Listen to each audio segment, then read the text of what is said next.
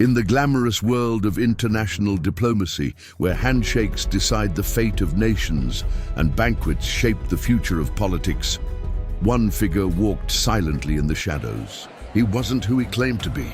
To the world, he was a charming diplomat, a man in a well-tailored suit who represented his country at the highest tables of negotiation. But behind that disarming smile and polished manners, he was something far more dangerous, a spy. This is the story of the man who pretended to be a diplomat and fooled the most powerful country on earth. During the tense years of the Cold War, the United States and the Soviet Union were locked in a struggle not just of military power, but of information. Secrets were the most valuable currency. Whoever held more intelligence held the upper hand in this silent war. And the best way to steal those secrets was to place someone where nobody would suspect them. That's where the spy comes in. His real name is still debated among historians, but his cover identity was flawless. On paper, he was a junior cultural attaché stationed at the Soviet mission to the United Nations in New York City. Cultural attachés are supposed to organize exhibitions, music shows, art exchanges, and harmless public relations events. It was the perfect disguise, because no one would question why he moved around so freely. But what the world didn't see was the double life he lived. Behind closed doors, this so-called diplomat was a trained KGB operative. Every dinner party, every cocktail event, every conversation was an opportunity to extract classified information. He had one weapon that made him untouchable: diplomatic immunity. His bags couldn't be checked, his car couldn't be stopped, and he couldn't be arrested under normal circumstances. He was protected by international law, and he knew how to use that protection to the fullest. At receptions, he laughed, charmed, and toasted with American officials.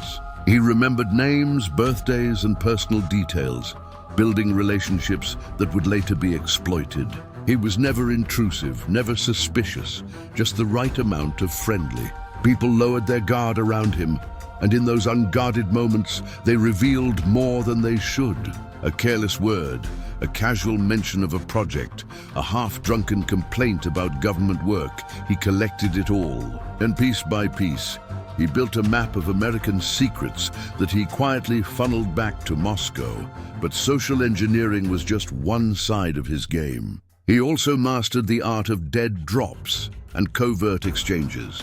In the parks of New York, he often visited the same bench late at night. He would place a briefcase under the seat, sit calmly for a few moments, and then walk away.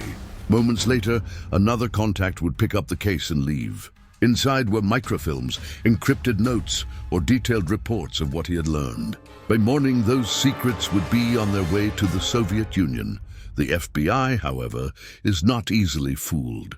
Agents began to notice unusual patterns in his movements. Diplomats usually traveled in official cars and stuck to scheduled events. But this man often disappeared into neighborhoods where no diplomat had business. He was seen loitering near libraries, payphones, and quiet parks. The FBI began surveillance and soon discovered his habit of visiting the same park benches again and again.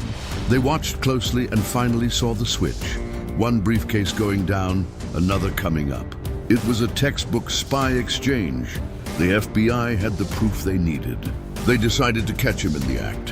One night, when he left a case under a bench and his contact retrieved it, agents swooped in and arrested both men. For a brief moment, it seemed like justice had been served. America had caught the spy who had been hiding in plain sight for years. But there was one problem. He wasn't just a spy, he was a registered diplomat. And under international law, a diplomat could not be prosecuted or imprisoned in the host country.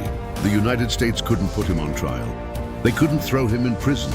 All they could do was declare him persona non grata, an unwelcome person, and expel him from the country. Within hours, he was on a plane back to Moscow, smiling all the way. The damage, however, had already been done. The secrets he had stolen were devastating. From nuclear research to military strategies, he had provided the Soviet Union with insights that set back American intelligence for years. He proved that sometimes the most dangerous enemy is not the one with a gun, but the one holding a glass of champagne and a diplomatic passport. His story became a chilling reminder that in international politics, appearances can be deceiving. The handshake you see on the front page of a newspaper may hide a dagger behind the back. Even today, intelligence agencies continue to use diplomatic cover as one of their most effective espionage tools. Embassies, consulates, and cultural missions around the world sometimes serve not only as centers of diplomacy, but also as hubs of covert operations. Every smiling face in a suit might be carrying more than just goodwill. It might be carrying the secrets of another nation. The man who pretended to be a diplomat has long since disappeared into the shadows of history. But his legacy lives on. He exposed a truth that the world cannot ignore. In the great game of espionage, trust is the first casualty. And while treaties can be signed and peace can be promised, there will always be spies hiding behind titles and lies dressed up as diplomacy. So the next time you see a news clip of diplomats shaking hands, ask yourself, how many of them are exactly who they claim to be? And how many are smiling spies, waiting for the right moment to betray? That was the story of the spy who pretended to be a diplomat. If you found this story fascinating, hit the like button right now. It tells me you want more deep dives into the world of spies, secrets, and lies. Subscribe to the channel and ring the bell icon, because the next story might just be even darker. And let me know in the comments, do you believe spies disguised as diplomats are still operating today? In the world of espionage, every smile hides a secret, and every diplomat might just be a spy.